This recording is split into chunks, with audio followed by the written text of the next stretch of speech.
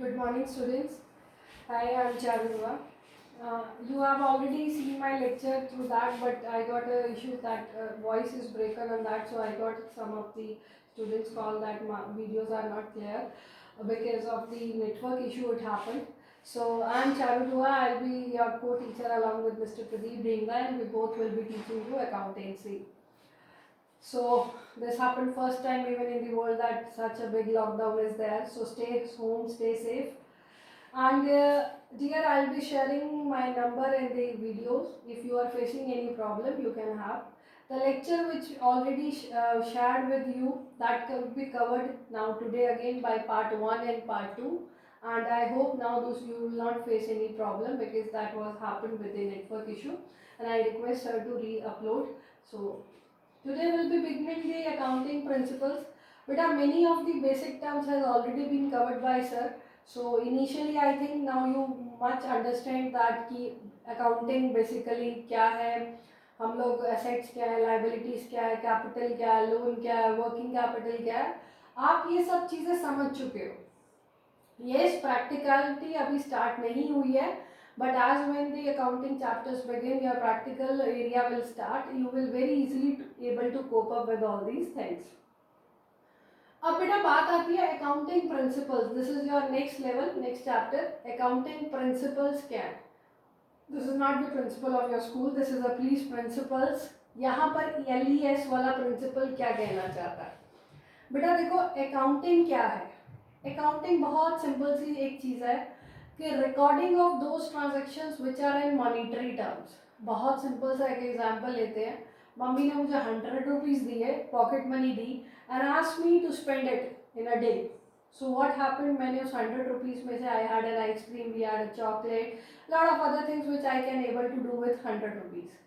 In the evening, I left 20 rupees in my pocket.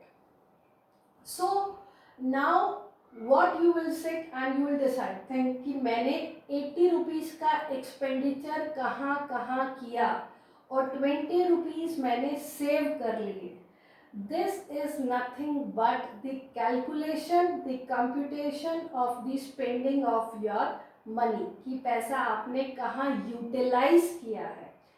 इसी तरीके से जब बड़ी बड़ी कंपनीज काम करती हैं तो उनको भी ये देखना होता है, या हमारे पापा जो बिजनेस करते हैं हम लोगों को ये देखना होता है how much we have saved, how much we have earn, हमारे प्रॉफिट्स कितने हैं या हमारे एक्सपेंसेस, हमारे खर्चे कितने हुए. That is basically called as an accounting. Recording or classifying and summarizing the transactions which can be recorded in monetary terms. अब कंसेप्ट, प्रिंसिपल और एजम्पशंस कहते हैं कि हमारे जो gap is generally accepted accounting principle. This is in line a committee association professional body with ICAI, Institute of Chartered Accountants of India, and government. They have framed certain concepts and principles कि इसके basis पे आपको अपनी books में recording करनी है ताकि government consistency रख पाए, सबके लिए एक जैसे पैरामीटर्स हो, so that they can easily, आप लोगों के लिए भी ईजिली हो अकाउंटिंग करनी और कंपैरिजंस करने भी ईजी हो और गवर्नमेंट को भी जज करना ईजी हो. बेटा देखो अगर बहुत सारे assumptions और रूल्स बना देंगे ना, हर कंपनी अपने हिसाब से चलेगी, ऐसा नहीं है. So Indian institute of chartered accountant of India and in line with ICAI, Institute of Chartered Accountants of India, they have framed certain principles, certain कि जिसमें कंसिस्टेंसी रहे. कंसिस्टेंसी मीन्स सिमिलैरिटीज रहे हमारी पॉलिसीज में, हमारी गाइडलाइंस में, हमारे statements में. तो उनके लिए उन्होंने कुछ कंसेप्ट्स बना दिए हैं, कुछ पैरामीटर डिफाइन कर दिए हैं जो हम लोगों को फॉलो करने. Number 1 is your business entity concept. Business entity क्या है? बेटा देखो एंटिटी क्या है. एंटिटी इज कि बिजनेस एंटिटी कंसेप्ट ये कहना चाहता है कि बिजनेस का ऑनर अलग ट्रीट किया जाएगा और बिजनेस अलग ट्रीट किया जाएगा. दोनों ही सेपरेट पर्सन्स माने जाएंगे. दोनों ही सेपरेट पर्सन्स माने जाएंगे, दोनों ही अलग अलग इंडिविजुअल एंटिटीज मानी जाएंगी। ये बिजनेस एंटिटी कंसेप्ट का मीनिंग है, that the business and its owner shall be treated as separately. How? Let's take an example. Gopal is there, Gopal एक बंदा है, वो एक बिजनेस चलाता है, उसका नाम गोपाल स्वीट्स है।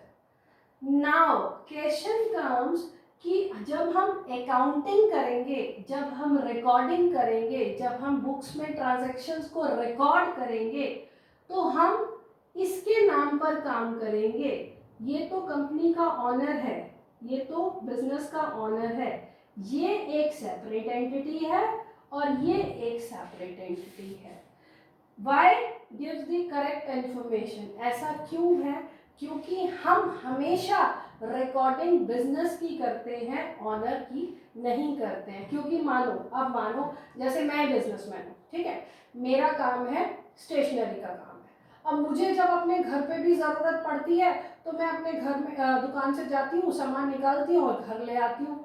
और अकाउंट्स में जब ऑनर अपने पर्सनल यूज़ के लिए बिजनेस में से कुछ निकालता है तो उसको ड्राइंग्स कहते हैं। आई थिंक ये टर्म आपका कवर्ड हो चुका होगा। तो उसमें हमें ये नहीं पता लगेगा कि हमारे बिजनेस ने कितना पैसा कमाया, कितनी करेक्ट इन्फॉर्मेशन हमें मिली, क्योंकि आप अपने पर्सनल यूज के लिए तो कुछ भी यूज कर सकते हो।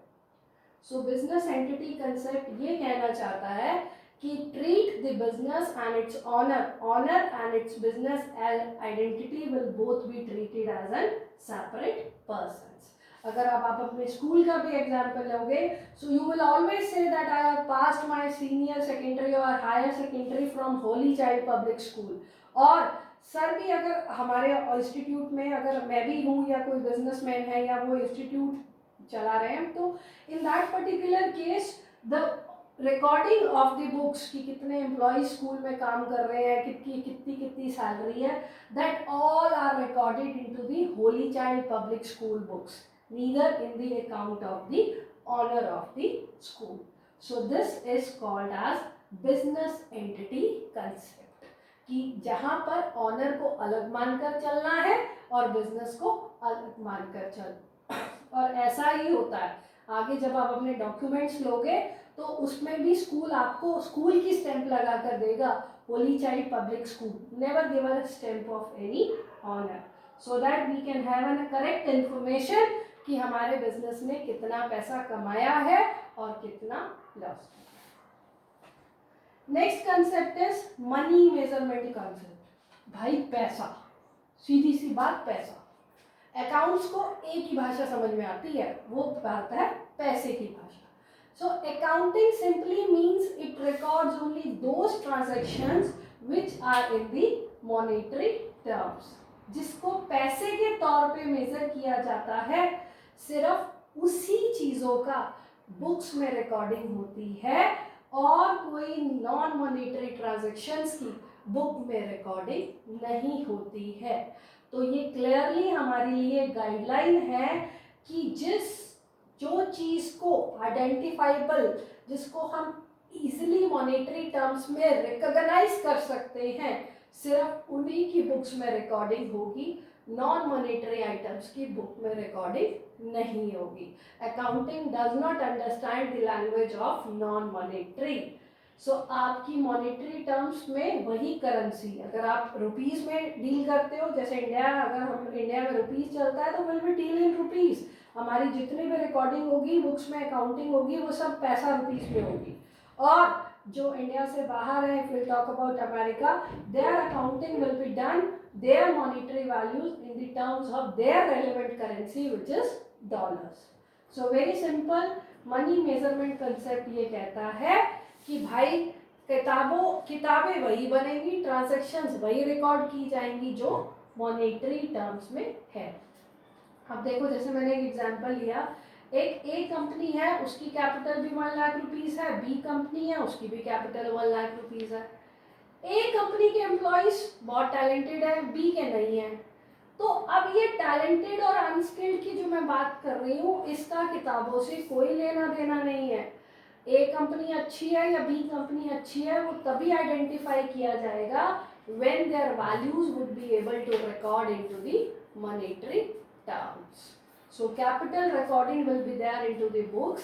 Later another non-monetary items, non-monetary value terms will not be recorded. So these are the initially two concepts covered in part 1. Next part 2 will be the second. So business entity means honor and business both are separate and money measurement कि सिर्फ वही चीज books में record की जाएगी those who are monetary values. Here I am writing my number. If you face any issue, please call me 9355260221. If you face any problem, you can have direct contact me and can have a mail. Thank you so much for your support.